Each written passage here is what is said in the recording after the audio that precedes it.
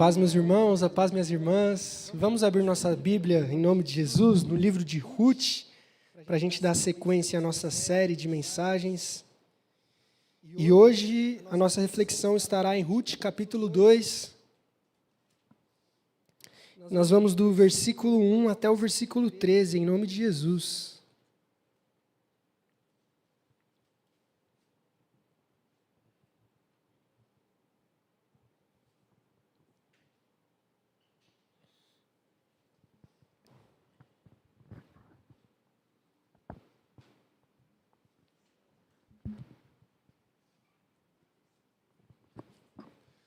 Livro de Ruth, segundo capítulo.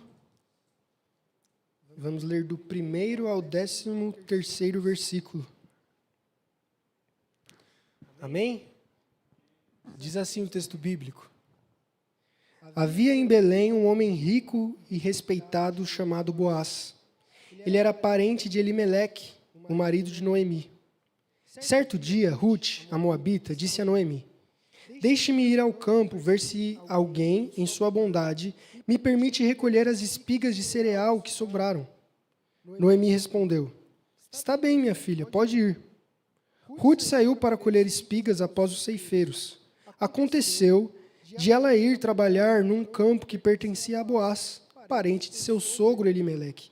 Enquanto Ruth estava ali, Boaz chegou de Belém e saudou os ceifeiros, dizendo: o Senhor esteja com vocês. O Senhor os abençoe, responderam os ceifeiros.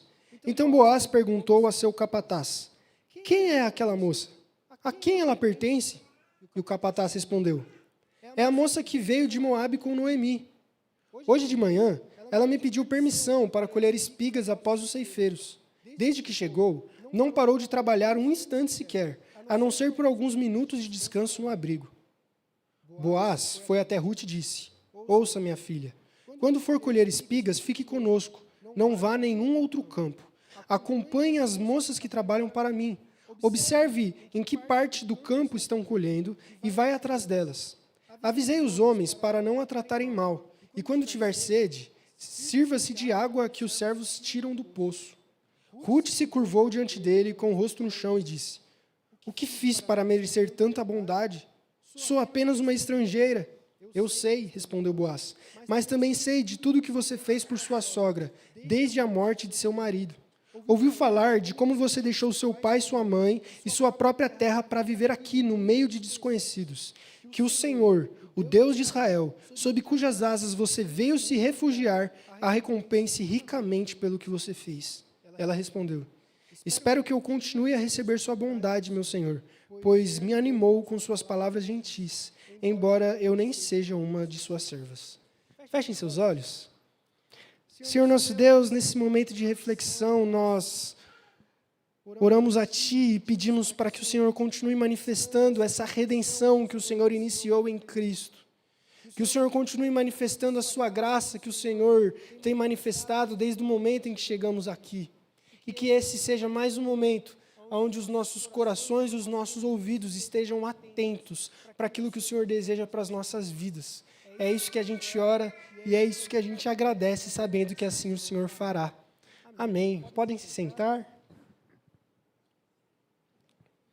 Mais uma vez, que a graça e paz do Senhor Jesus estejam com todos vocês. Espero que vocês estejam bem, ainda animados, ainda despertos para essa nossa segunda reflexão nessa nessa tarde de sábado já, e eu prometo não ser tão longo, mas eu queria alguns minutinhos da paciência de vocês para a gente continuar nessa série, na exposição de Ruth que a gente tem começado. É uma série que tem como título, como está aparecendo na tela, Linhas da Redenção, onde a gente tem refletido como esse livro tem revelado que mesmo em histórias comuns, existe um Deus que está agindo, existe um Deus que é soberano sobre todas as coisas e sempre será. Então, só para recapitular, esse é o nosso 4º episódio dessa série de Ruth.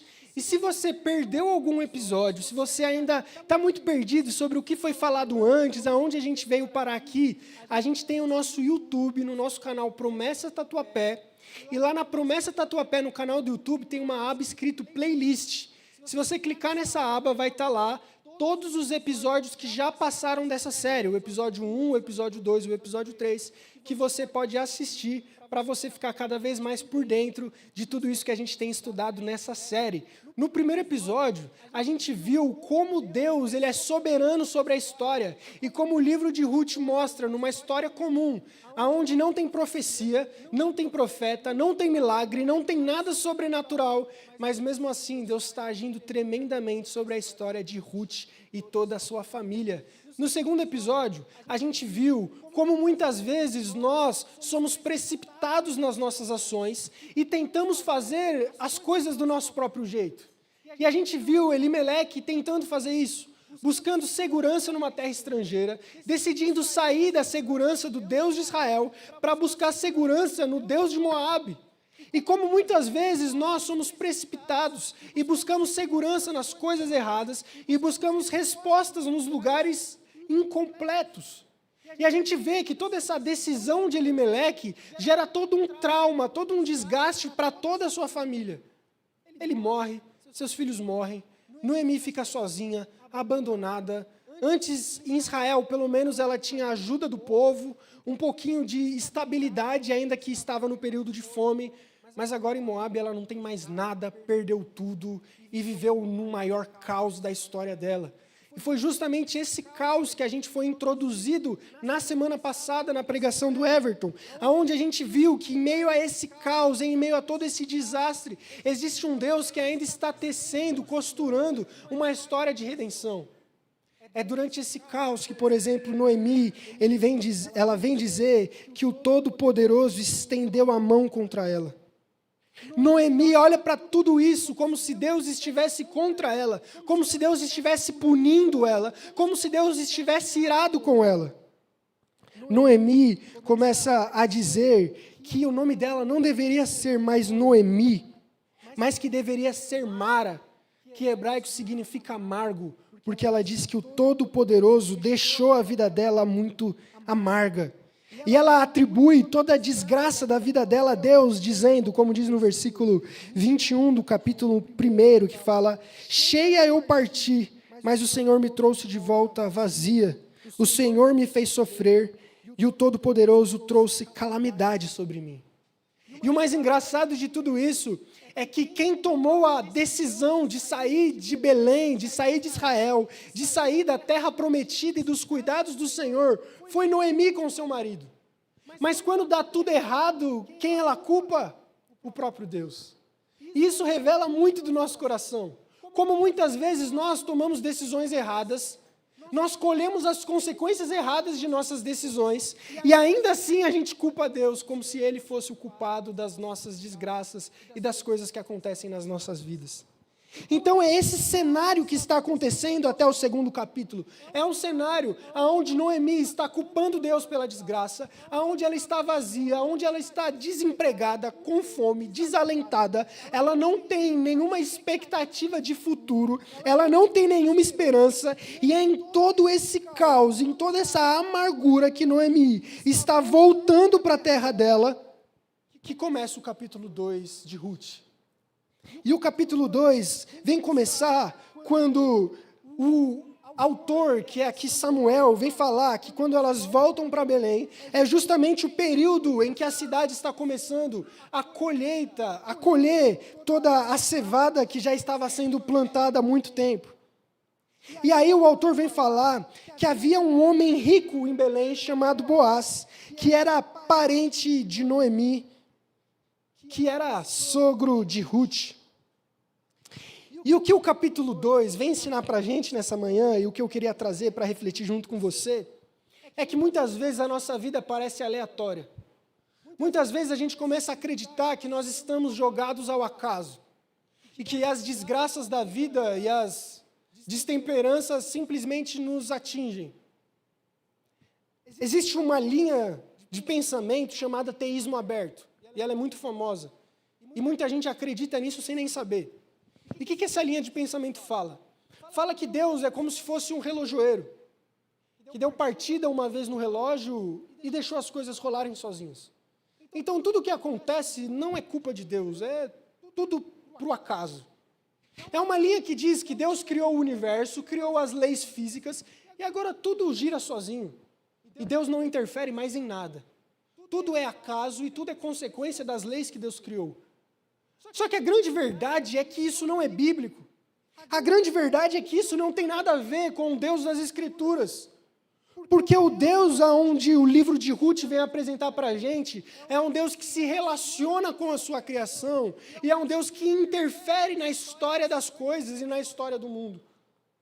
Por isso a gente vai ver nessa tarde de sábado que mesmo quando a vida parece aleatória, mesmo quando a gente está jogado no trauma, na desesperança, na desilusão, mesmo quando a gente parece perceber que as coisas simplesmente acontecem, mesmo quando nós estamos num contexto onde perdemos algo, onde tudo parece acaso, encontrar alguém, perder alguém, mudar de caminho, tomar uma decisão, luto, alegria, festa, dor, tudo isso às vezes a gente chama de sorte, azar, acaso, coincidência, mas a reflexão que o livro de Ruth traz para a gente, através desse 2º capítulo é, será que é mesmo acaso? Ou será que é providência de um Deus? Só que isso ainda só não foi reconhecido pelos nossos olhos. E o texto vem responder isso, não com um discurso teológico profundo, mas com uma história simples, de uma mulher simples, que através de uma história mais simples ainda, consegue ver como Deus é soberano sobre todas as situações da nossa vida. Por isso a gente saiu de Ruth 1, no caos, no vazio, na amargura, com Noemi dizendo que o Senhor me trouxe de volta vazia, que ela é amarga. E a grande questão do coração de Noemi é que Deus não fala, que Deus não está fazendo milagre, que Deus não está intervindo, que Deus está distante, que Deus a abandonou. E muitas vezes na nossa vida a gente acha o mesmo. Muitas vezes a gente acha que o que vai ou não acontecer com a gente depende exclusivamente do nosso esforço. E se a gente não fizer, não acontece. Se a gente deixar de fazer, acontece menos ainda. E de uma certa maneira isso é real. Mas o problema é quando o nosso futuro e o nosso presente se baseia nas nossas capacidades. E o livro de Ruth já é um grande alerta para isso. Porque já mostra que a gente toma decisões erradas. E essas decisões podem destruir a nossa vida do dia para a noite. Só que o que o livro de Ruth está dizendo é que apesar das decisões erradas que nós tomamos, apesar do nosso conhecimento ser ilimitado, existe um Deus que dentro disso tudo conhece o passado, o presente e o futuro. Existe um Deus que mesmo dentro das nossas imperfeições, dos nossos erros, das nossas escolhas erradas e dos sofrimentos que a gente tem, das consequências das atitudes, ainda é soberano até sobre isso. O livro de Ruth vem contar para a gente que mesmo quando tudo parece perdido e Deus parece estar distante, Deus nunca deixou de agir. E é aqui, em Ruth capítulo 2, versículo 1, que o narrador, Samuel, ele vai trazer para a gente um detalhe que nem Ruth e nem Noemi sabia, que era Boaz, e que Boaz era parente delas. Ruth e Noemi não sabiam que iam cair na colheita de Boaz. Ruth e Noemi não sabiam que elas estavam indo para o campo da propriedade de Boaz. Mas o narrador vem trazer para a gente esse detalhe, para mostrar que mesmo antes delas sequer saberem, Deus já estava trabalhando na história delas. Isso mostra que mesmo quando a gente ainda sequer sabe, mesmo quando a gente ainda sequer percebe ou reconhece, Deus já está preparando a redenção nas nossas vidas. Isso mostra que a soberania de Deus e o plano de Deus não depende da gente saber de todas as coisas e nem da gente tomar todas as decisões corretas, mas o plano de Deus acontece mesmo diante da nossa ignorância. Ruth e Noemi não sabem o que isso significa e muito menos sabem que Boaz estava ali naquele campo. Mas Deus já estava montando todas as peças do quebra-cabeça para trazer redenção para essa família. Enquanto Noemi estava falando que estava perdida e amarga, que estava sozinha e desamparada, Deus já estava preparando e costurando toda a história de Noemi, sem mesmo que ela soubesse ou sequer percebesse. E o centro de todo esse texto, o versículo mais engraçado, mais fantástico, é o versículo 3, aonde em algumas versões, talvez na sua Bíblia vai dizer assim, que por acaso Ruth entrou no campo que pertence a Boaz. Ou aconteceu, ou por sorte em algumas traduções. E o que Samuel está querendo dizer, narrando essa situação, essa expressão irônica que ele está colocando nessa linguagem que ele colocou, que do ponto de vista humano, para Noemi, foi uma coincidência, foi uma sorte, foi uma causalidade. Mas o que ele está querendo construir nesse livro é que não existe sorte, não existe causalidade, não existe coincidência. É a providência divina em toda a nossa vida e em toda a nossa jornada. É aquilo que parece acaso para os homens, mas é sempre intencional para Deus. É aquilo que parece uma mera coincidência, mas na verdade é um Deus que está construindo uma história antes da gente sequer perceber. É essa providência que mostra que Deus está governando sobre todas as coisas em sabedoria e amor para cumprir o seu propósito. O texto mostra que Deus não simplesmente inicia a história, Deus não simplesmente dá partida no relógio, mas Ele conduz todas as coisas, até que as coisas se cumpram como Ele deseja. Não existe história com ponta solta, não existe jornada com Deus distante, não existe acontecimento sem que passe pela vontade de Deus. Porque Deus não só sabe do futuro, mas Ele é aquele que controla e direciona como o futuro acontece. E é enquanto Deus age de maneira invisível que Ruth vê visivelmente a mão e a graça de Deus sobre ela.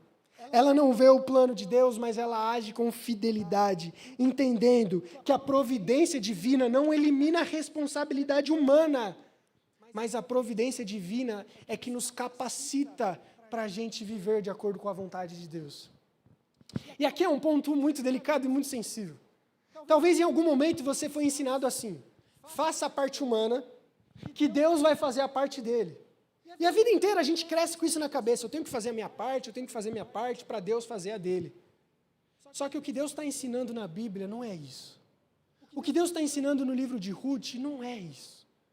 O que Deus está ensinando nisso é que antes da gente fazer a nossa parte, Deus já está fazendo a dele. E que a gente só é capaz de fazer a nossa parte porque Deus já começou antes.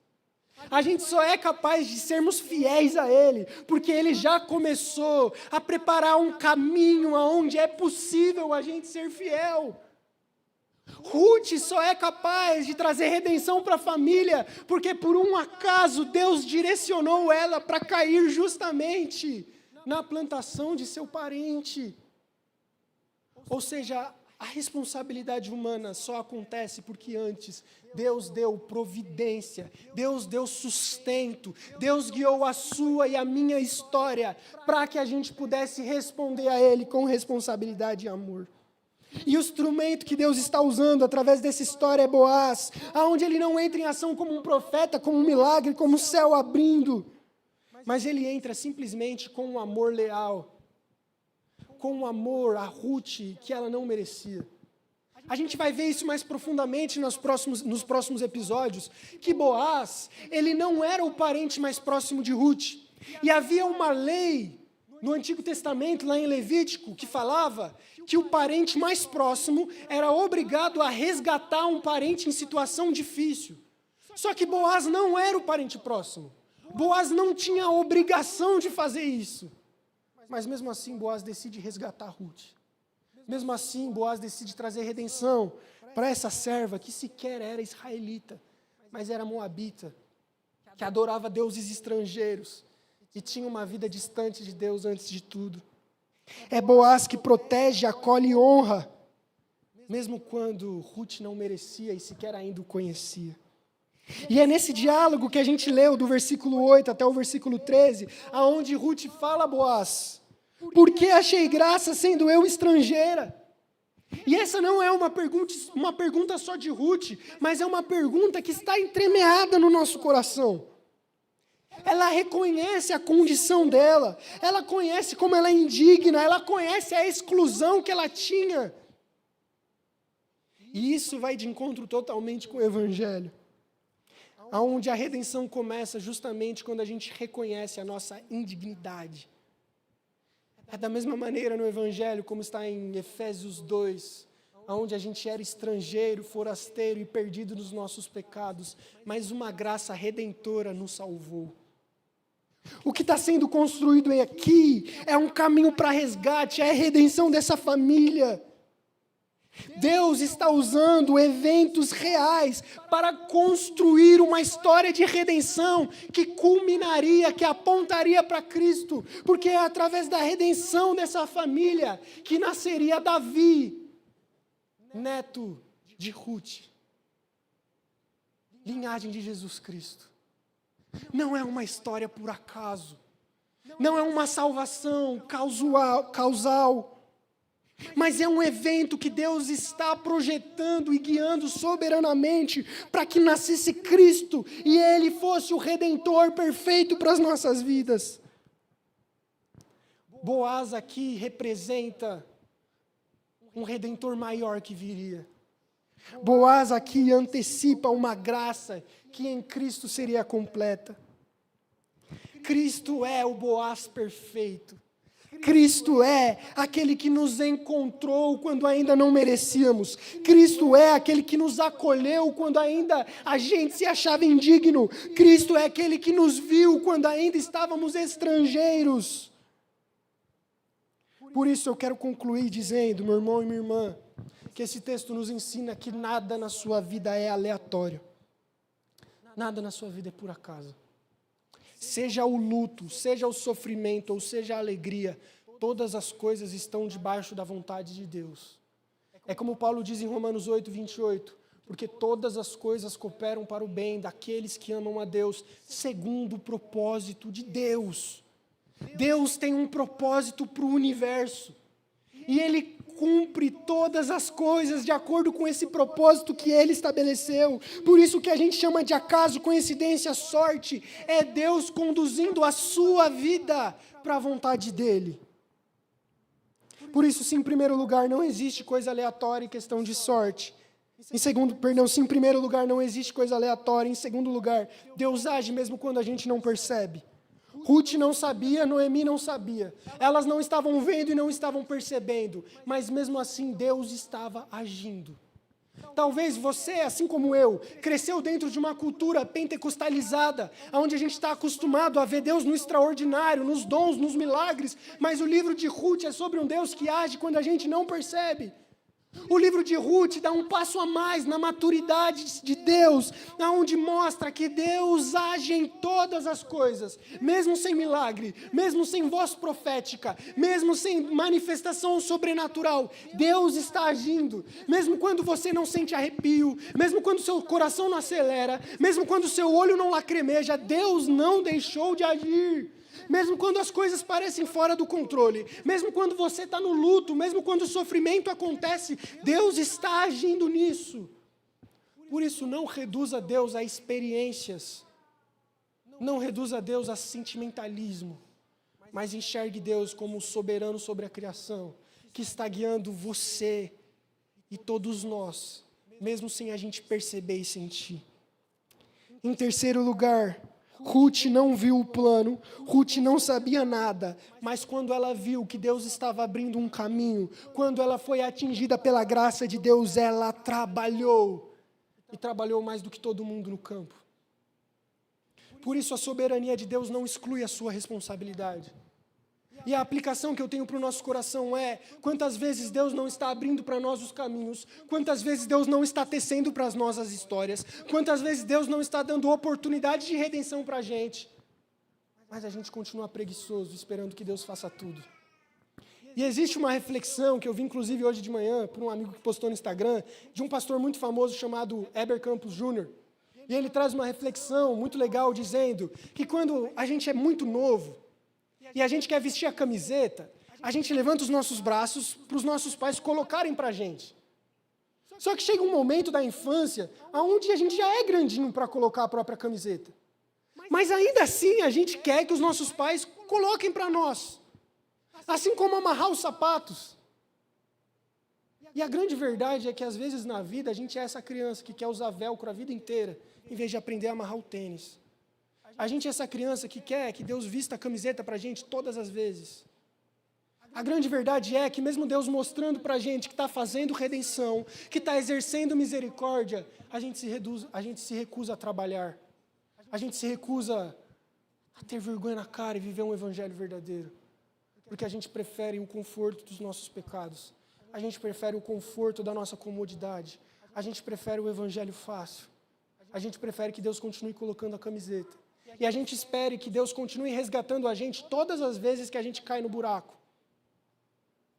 Por isso, meu irmão, por isso, minha irmã, tenha fidelidade e honre a redenção que Deus tem colocado sobre o seu caminho. Em quarto lugar, ninguém está fora da graça. Talvez no nosso coração a gente possa em algum momento se sentir indigno, seja pelo que já fizemos, seja pelo que já fomos, seja porque aquilo que a gente age.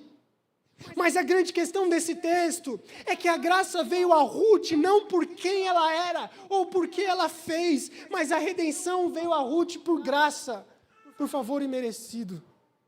E isso nos mostra que o amor de Deus e a graça dele vem a nós, não por quem nós somos, não por quem fazemos, mas pela graça de Cristo na cruz. Eu quero terminar dizendo que a vida, embora pareça, ela não é caótica. Ela é dirigida por um Deus soberano. E é nos acasos da vida que Deus continua fazendo redenção na sua e na minha história. E o que parece coincidência para nós, na realidade, sempre é e sempre será a redenção de Deus para a gente. Ruth capítulo 2, talvez, terminando essa mensagem, você possa perceber que não é nada espetacular aos olhos humanos. É só uma história de uma mulher que foi cair num campo, trabalhou, colheu espigas e deu certo na vida dela. Mas mais do que isso, é um Deus que age soberano no silêncio.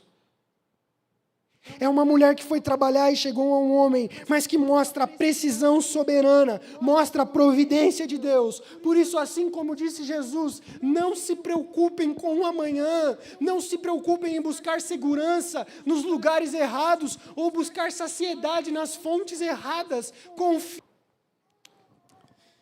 E esse momento e essa reflexão de Ruth, eu acredito que tem tudo a ver com o nosso momento de ceia de hoje. Porque foi justamente nessa mesma história que Jesus sentou com mais de 12 pecadores, que ele chamava de discípulos e amigos, que logo depois todos fugiriam e o trairiam, e demonstrou graça a esses homens que não mereciam. E o dia de hoje é essa grande história que Deus está fazendo desde Gênesis a Apocalipse, e que a gente viu no livro de Ruth. A graça sendo demonstrada a pessoas que não merecem. Por isso, se você em algum momento olha para esse cálice, olhe para esse pão e pense, eu não mereço comer isso. Eu sou indigno de tomar isso. Você tem razão. E não só tem razão, mas como você não é o único, eu estou com você nessa. Mas graças a Deus que não depende de nós a gente participar desse momento. Mas dependeu de Cristo e do seu amor. Porque Cristo não nos amou quando a gente era digno. Cristo não nos amou quando a gente podia participar. Cristo não nos amou quando a gente cumpriu os requisitos. Cristo nos amou mesmo quando ainda duvidávamos. Cristo nos amou mesmo quando a gente nem sequer entendia o que significava o lava-pés como Pedro. Cristo nos amou mesmo quando logo depois o negaríamos e fugíamos. Porque o que Cristo está demonstrando através desse momento é graça. E essa graça de Cristo quer alcançar a sua vida. Por isso a gente vai para esse momento do pão, a gente vai para esse momento do cálice. E nesse momento eu quero que você reflita como essa graça atingiu o seu coração.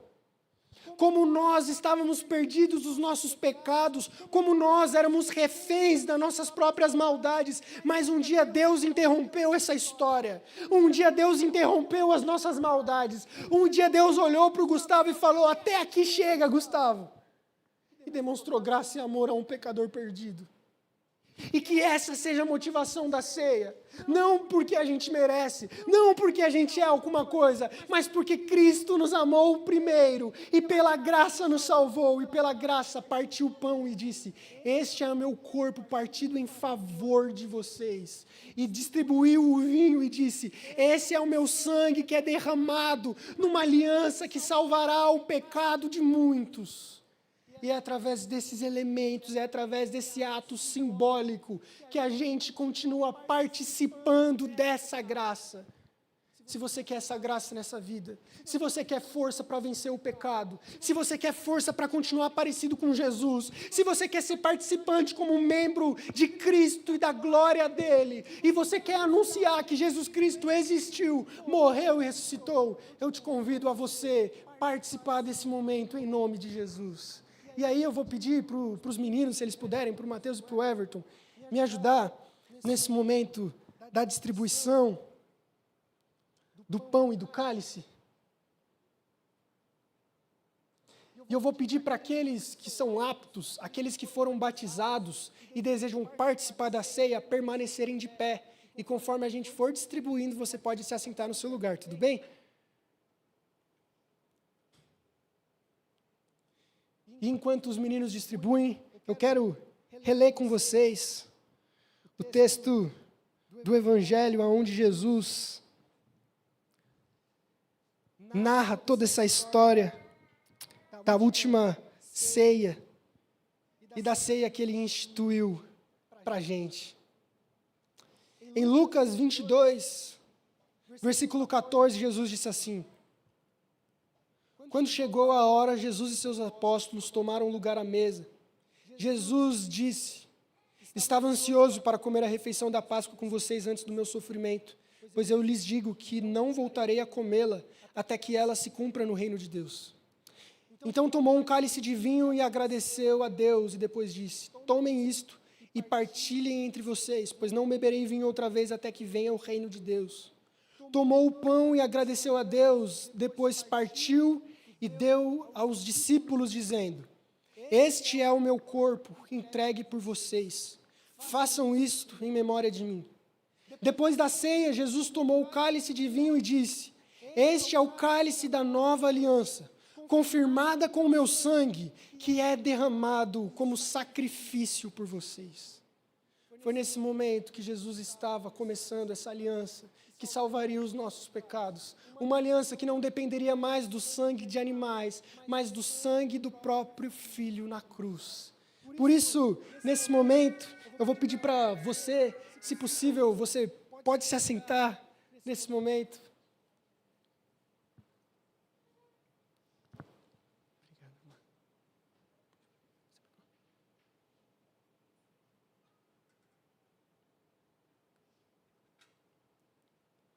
E relendo o texto, Jesus disse assim: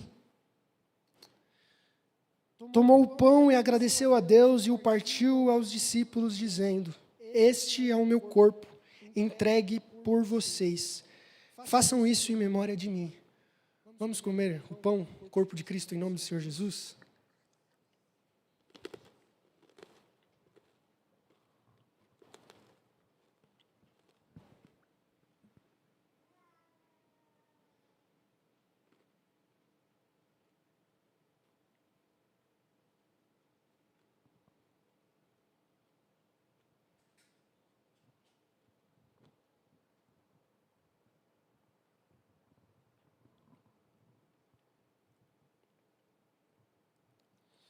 Jesus tomou o cálice de vinho e disse: este é o cálice da nova aliança, confirmada com meu sangue, que é derramado como sacrifício por vocês. Tomamos o vinho simbolizando o corpo de Cristo em nome de Jesus. Glória a Deus. Fiquem de pé, vamos orar. Feche seus olhos, orem comigo. Senhor Jesus, nesse momento nós queremos agradecer a Ti, Pai. Nós agradecemos porque nós acreditamos que através desses elementos a Sua presença é ativa e confirmada em cada coração nessa tarde de sábado. Nós cremos, Pai, que através desses elementos que simbolizam, representam, que são uma memória do Seu sacrifício, do Seu corpo, que foi partido e do Seu sangue que foi derramado, nós nos tornamos participantes dessa graça. Por isso, obrigado, Jesus. Obrigado porque o Senhor se entregou por nós. Obrigado porque naquela cruz o Senhor levou os nossos pecados. Obrigado porque o Senhor tomou o nosso lugar. Obrigado porque a morte era para ser nossa, a dor era para ser nossa, o sofrimento era para ser nosso, mas o Senhor entrou na frente e levou sobre si as nossas culpas. E morreu levando os pecados da humanidade, mas ressuscitou no terceiro dia, para que nós hoje tivéssemos a oportunidade de participar desse momento, anunciando que Cristo venceu a morte e que nós participamos dessa obra com Ele. Por isso, muito obrigado, Pai, por esse corpo que foi partido e por esse sangue que foi derramado. Que essa presença gloriosa, através dos elementos que acabamos de ingerir, seja viva nos nossos corações até o nosso último dia. Que o Senhor continue a confirmar, Pai, que o Senhor nos salvou das densas trevas. Que o Senhor continue a confirmar que nós estávamos perdidos, mas o Senhor nos resgatou do lago do inferno. E nos colocou numa nova realidade, que é o caminho da jornada do céu. O Senhor amou pecadores miseráveis, trazendo a eles oportunidade de se assentarem na mesa, de cearem com Jesus, de terem a esperança de que um dia essa ceia não será apenas um memorial, mas será presente e eterna com Cristo nos céus. Que o Senhor continue a falar dos nossos corações e ter essa presença viva, essa presença mística, ativa e gloriosa nos corações de nós. E que a gente possa continuar fazendo e obedecendo esse momento em memória de Ti até a Sua volta, em nome de Jesus Cristo. Vamos louvar minhas irmãs, vamos louvar meus irmãos.